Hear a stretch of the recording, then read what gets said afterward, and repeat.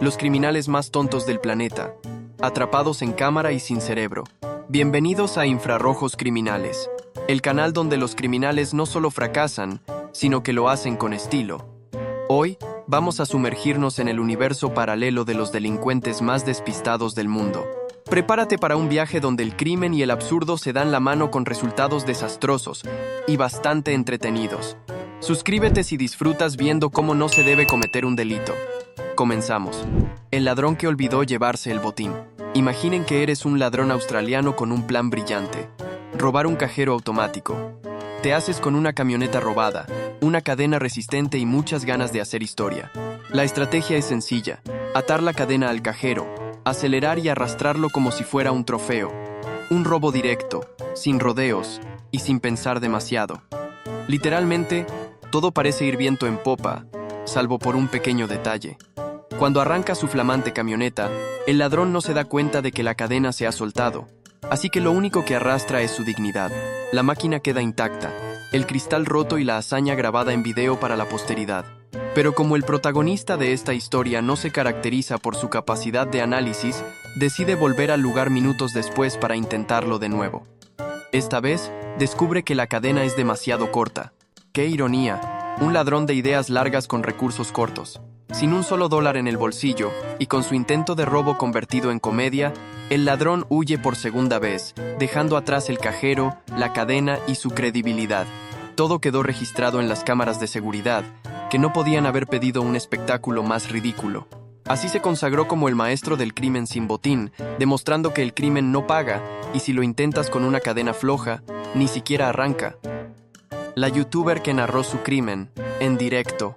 La idea de documentar un delito no es precisamente nueva, pero hacerlo con efectos dramáticos, carteles escritos a mano y una actitud de estrella pop ya entra en otra categoría, la de los criminales que creen que la cárcel es opcional. Esta es la historia de Hannah Sabata, una adolescente de Nebraska que decidió robar un banco y luego hacer su debut como influencer del delito. Hannah, de apenas 19 años, robó un coche, se presentó en un banco armada, exigió dinero y se fue con una cantidad nada despreciable. Hasta aquí, una historia preocupante. Pero lo verdaderamente inquietante fue lo que vino después. En lugar de ocultarse o cambiar de identidad, Hannah optó por el camino lógico de toda aspirante a celebridad: grabarse y subir su hazaña a internet. Inspirada por el estilo de Bob Dylan, pero sin el talento ni el juicio, la joven realizó un video en el que sostenía carteles donde confesaba todos los detalles de su crimen. Uno a uno, con letra clara y pausada, iba mostrando: robé un coche, entré armada al banco, me llevé $6,000. Todo esto mientras abanica los billetes frente a la cámara, sonríe con orgullo y sostiene las llaves del coche robado como si acabara de ganar un concurso. El video no incluye diálogo, pero sí abundante evidencia criminal. En él, Hannah afirma que fue el mejor día de su vida, lo cual hace sospechar que no ha tenido muchos días memorables. La policía, a quien no le hizo falta ni lupa ni detective privado, la arrestó en tiempo récord. Al parecer, el algoritmo de YouTube funcionó mejor que cualquier sistema de búsqueda policial. Irónicamente, su fama fue instantánea, aunque desde una celda. Su sentencia oscila entre 10 y 20 años. Y aunque su canal no consiguió monetización, sí logró miles de visualizaciones y una inolvidable lección. Si vas a cometer un crimen, quizá no sea buena idea hacer un videoclip celebrándolo. Atracadores con bandana y cerebro opcional. En algún rincón del manual imaginario del crimen perfecto, existe un apartado que dice: antes de cometer un robo, asegúrate de no estar grabado por una cámara justo en la cara. Claramente, los protagonistas de esta historia se saltaron ese capítulo. En una callejuela de Londres, dos aspirantes a delincuentes decidieron prepararse para un atraco con la meticulosidad de un sketch de comedia. Guantes listos, bandanas en mano y, por supuesto, un arma para añadir dramatismo. ¿Qué podría salir mal? Bueno, grabarse sin saberlo desde el ángulo perfecto mientras se colocan lentamente sus disfraces podría ser un buen comienzo. La cámara de seguridad del callejón, claramente visible, hizo su trabajo sin necesidad de advertencias.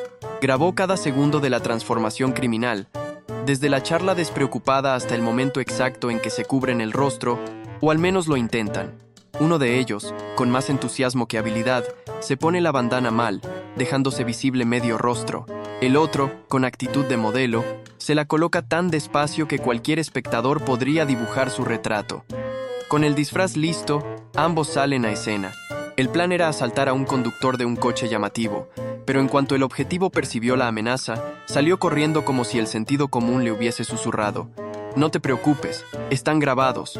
Los valientes atacantes, al ver frustrado su intento de robo, también decidieron huir.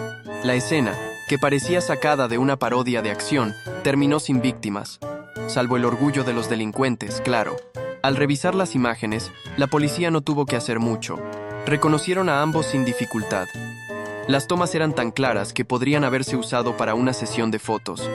Cuando los arrestaron, solo faltó que alguien les pidiera autógrafos. Es asombroso pensar que, en plena era de vigilancia masiva, todavía hay quienes creen que un pañuelo mal colocado puede convertirlos en fantasmas. Lo único que consiguieron fue un lugar en la galería de los atracadores más torpes y una mención honorífica en la historia de los delitos más ridículos del siglo. Y así, un intento de crimen se convirtió en contenido audiovisual de primera. El crimen no pagó, pero al menos ofreció entretenimiento gratuito para todos. El ladrón más distraído del hemisferio. En la larga lista de delincuentes que parecen competir por un premio a la estupidez, uno en particular se lleva todos los trofeos: Michael Harrell, un hombre de Cleveland, Ohio, que demostró que hay algo peor que cometer un robo, y es cometerlo dejando tu tarjeta de presentación. En el año 2019, Harrell decidió que era hora de conseguir dinero fácil, nada de empleo, ni de ahorrar, ni de buscar alternativas legales. Él fue directo a su sucursal bancaria más cercana con una nota escrita a mano. Hasta aquí, todo normal en el mundo de los atracos poco inspirados. Pero hay un detalle. La nota exigía dinero al cajero y estaba escrita en el reverso de un formulario oficial con su nombre completo y dirección impresos, como para dejar huella y de paso facilitarle el trabajo a la policía. El empleado, que al principio pensó que se trataba de una broma de mal gusto, leyó el mensaje y, como manda el protocolo, entregó los billetes para evitar confrontaciones. Pero antes de que el buen Michael pudiera saborear su triunfo, el cajero giró la hoja y descubrió el error garrafal. Con una tranquilidad digna de un maestro zen, avisó a las autoridades y les entregó la nota autoincriminatoria, más efectiva que una confesión ante notario. Cuando la policía fue a buscarlo, no hubo persecución, ni drama, ni película de acción. Simplemente lo encontraron en su domicilio. Porque sí, la dirección también era exacta. Y por si quedaban dudas, el mismo papel que entregó en el banco había sido parte de un documento enviado por el Departamento de Vehículos Motorizados unas semanas antes. Todo perfectamente verificable. Un servicio express para fiscales ocupados. El caso se volvió viral por lo absurdo, y el propio jefe de policía declaró entre risas que ni en la academia se enseña algo tan fácil de resolver. La ironía es que Michael no tenía antecedentes graves, y quizá con un poco más de planificación podría haber evitado el desastre. Pero claro, hablamos del mismo hombre que usó su correspondencia personal para intimidar a un banco. Este episodio nos recuerda que la inteligencia no es obligatoria para delinquir, pero sí que hace falta un mínimo de atención. Porque si vas a intentar un robo, al menos asegúrate de no entregar tus datos personales como si fueran tarjetas de Navidad. Suscríbete a Infrarrojos Criminales para seguir viendo estas joyas del absurdo. Y ahora dime, el dúo de los rostros marcados por la estupidez, imagina que vas a cometer un delito. No tienes máscaras, no tienes pasamontañas, ni siquiera una bufanda para disimularte. ¿Qué haces? ¿Desistes? ¿Pospones el plan? Claro que no. Si eres Marfil McNally y Joe Miller, lo resuelves con lo primero que encuentres en casa: un marcador permanente. Estos dos habitantes de Iowa, con más entusiasmo que neuronas, decidieron una noche irrumpir en un apartamento tras una prolongada sesión de bebidas espirituosas. Sin medios para ocultar su identidad, tomaron un rotulador negro y se pintaron la cara con formas abstractas que pretendían ser. ¿Disfraces? ¿Camuflaje? ¿Arte moderno? Nadie lo sabe. Lo que sí se sabe es que quedaron ridículos, inconfundibles y, lo más importante, perfectamente reconocibles. Un vecino, testigo involuntario del intento de robo, avisó a la policía. Cuando los agentes llegaron, no necesitaron ni las descripciones ni los retratos hablados. Allí estaban los artistas del crimen, aún embadurnados de tinta, como si se hubieran escapado de un concurso de disfraces en una gasolinera. De hecho, los oficiales pensaron que se trataba de una broma o un programa de cámara oculta. Pero no, era real. dos individuos que creyeron que dibujarse en la cara con marcador los haría invisibles. La tinta, además, no era precisamente lavable, así que no solo se entregaron en bandeja, sino que encima tuvieron que cargar con el ridículo durante días. Fueron detenidos y acusados formalmente, pero el juicio se celebró primero en Internet, donde sus fotos circulaban como ejemplo de lo que pasa cuando la creatividad criminal se junta con la ausencia total de estrategia. Las redes los bautizaron como tonto y retonto, y no es para menos. Esta historia es un recordatorio de que no todo lo que se puede hacer con un marcador debe hacerse. Y que para pasar desapercibido, a veces es mejor simplemente quedarse en casa. El fugitivo con foto de se busca como perfil. Cuando la policía de Stuart, Florida, llegó a una vivienda tras una denuncia por agresión en el año 2016, se encontraron con un sospechoso ausente y una víctima que no dudó en señalarlo con nombre y apellido. Según ella, el agresor era Mark Wood, un hombre de 42 años con un historial tan largo como su torpeza era profunda. Lo interesante vino después, cuando los agentes comenzaron la búsqueda digital del tal Mark, y lo que descubrieron fue, como mínimo, para enmarcar. Porque claro, si uno está siendo buscado por la policía, lo último que debería hacer es publicar su propio cartel de "se busca" como imagen de perfil en una red social. Pero Mark no era un hombre de convenciones. En su cuenta de Facebook no solo figuraba esa gloriosa foto, sino también la dirección exacta donde se escondía: la casa de su hermano. Es decir, le ahorró a la policía tiempo, gasolina y hasta las ganas de investigar. Y como el universo parece tener sentido del humor, al llegar los agentes y encontrarlo vistiéndose, un paquete sospechoso cayó de sus pantalones. Sí, como lo oyes. En pleno acto de ponerse los pantalones, la gravedad hizo su trabajo y dejó caer lo que parecía ser una sustancia prohibida. A los cargos por agresión se le sumó entonces posesión de estupefacientes, porque ya puestos a acumular delitos, ¿por qué no hacerlo en tiempo real y con la audiencia policial como testigo? Lo curioso del caso de Mark Wood es que parecía más interesado en llamar la atención que en mantenerse oculto. A través de su cuenta, no solo publicó el cartel, también compartía mensajes pasivo-agresivos sobre la injusticia del sistema y su deseo de vivir tranquilo, justo desde el escondite que había divulgado públicamente. El crimen, en su caso, no fue la agresión, ni la posesión, ni siquiera la estupidez. Fue el exceso de confianza. Mark fue detenido sin mayor esfuerzo, y su imagen, dando tumbos en ropa interior frente a los agentes, se convirtió en el nuevo símbolo de lo que no hay que hacer cuando uno está en fuga. Para su siguiente captura, si es que la hay, ya no necesitarán carteles. Bastará conseguirle la pista en redes. El casamiento express que terminó en prisión. Cuando uno piensa en un matrimonio fallido, por lo general se imagina peleas, abogados y tal vez alguna que otra custodia compartida. Lo que nadie espera es que el gran problema del enlace venga antes incluso de decir sí, acepto, y menos aún, que todo estalle porque el novio se olvida el nombre de su prometida.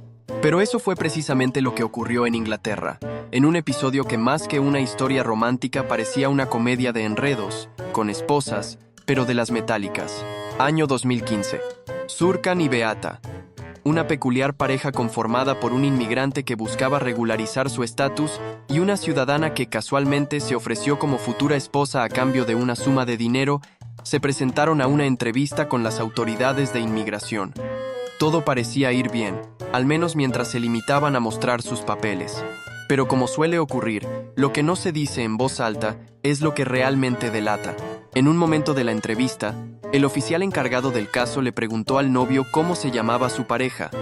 Lo que vino después fue una actuación digna de un premio, pero no precisamente de los cinematográficos. Surkan, sudando más que un actor en escena, pidió hacer una llamada. Se alejó, marcó a un amigo, y con la sutileza de un ladrillo le preguntó cómo se llamaba su propia prometida. Por supuesto, todo frente a un funcionario de inmigración entrenado para detectar precisamente este tipo de farsas. La cereza del pastel fue que ese amigo al otro lado de la línea no solo conocía el nombre de Beata, era, nada más y nada menos, el intermediario que había organizado todo el montaje del matrimonio a cambio de un generoso pago. Lo que empezó como una cita para regularizar papeles acabó en una redada de 3 detenciones, con cargos por fraude migratorio. El resultado: Surkan, el novio amnésico, fue sentenciado a 21 meses de prisión. El organizador del espectáculo también recibió 21 meses, mientras que Beata se llevó una pena de 17 meses. En total, casi 5 años de cárcel colectiva por no saber a quién se estaba casando. Todo esto deja una enseñanza clara. Si vas a fingir un matrimonio, al menos apréndete el nombre de tu pareja. O mejor aún, no lo finjas. El experto en escapar. De la lógica, cuando se trata de pasar desapercibido, la creatividad humana no tiene límites. Desde camuflajes hasta disfraces imposibles, los intentos por burlar la ley han inspirado historias de todo tipo. Pero entre todos esos intentos, hay uno que supera la ficción por su absurda ejecución. El inmigrante que creyó que convertirse en asiento de coche era la mejor forma de escapar. Sí, leíste bien. Nada de dobles fondos, compartimentos secretos o planificaciones dignas de películas. Este individuo, cuyo nombre se ha mantenido reservado por razones evidentes, probablemente vergüenza nacional, decidió que la solución más efectiva para cruzar ilegalmente la frontera entre México y Estados Unidos era convertirse en parte del mobiliario de su propio vehículo. Literalmente, en lugar de esconderse bajo el asiento, el maletero o cualquier otro compartimento, el hombre se disfrazó de asiento. Cubierto con tela del mismo color que la tapicería del coche, se colocó en posición fetal dentro de la estructura del asiento del pasajero, intentando mantenerse completamente inmóvil mientras otro individuo conducía hacia el control fronterizo. La esperanza era que, entre tantas revisiones diarias, su transformación pasara desapercibida. Y por un segundo, casi lo logra hasta que no lo hizo. Los agentes fronterizos, que no se caracterizan precisamente por dejarse impresionar con trucos de feria, notaron algo extraño en el asiento. Parecía demasiado rígido, tenía costuras imperfectas y, curiosamente, sudaba. Al retirar el tapizado, se toparon con la surrealista imagen de un hombre jadeante, apretado como si estuviera en una clase avanzada de yoga y con una expresión que mezclaba miedo, arrepentimiento y una ligera pizca de ¿cómo terminé aquí? Cuando le preguntaron por qué eligió semejante método, respondió con una frase que podría figurar en los anales del absurdo: pensé que era Halloween. Si no fuera por lo serio del asunto, la anécdota bien podría haber servido como introducción para una película cómica de bajo presupuesto. O mejor dicho, una advertencia sobre lo que no hacer. Este peculiar caso demuestra que, cuando se trata de traspasar fronteras, algunos confunden creatividad con delirios. Y aunque en el imaginario colectivo disfrazarse puede funcionar en una fiesta, en la frontera no hay lugar para ese tipo de funciones teatrales. Así cerramos esta colección de los criminales más ridículos, torpes y francamente insólitos. Un recordatorio de que, a veces, el crimen no solo no paga, sino que hace el ridículo a nivel internacional. Si te gustó este recuento criminal lleno de despropósitos, no olvides seguirnos en Infrarrojos Criminales para más historias donde la lógica se ausenta y el absurdo se sienta en primera fila. Nos vemos en el próximo capítulo.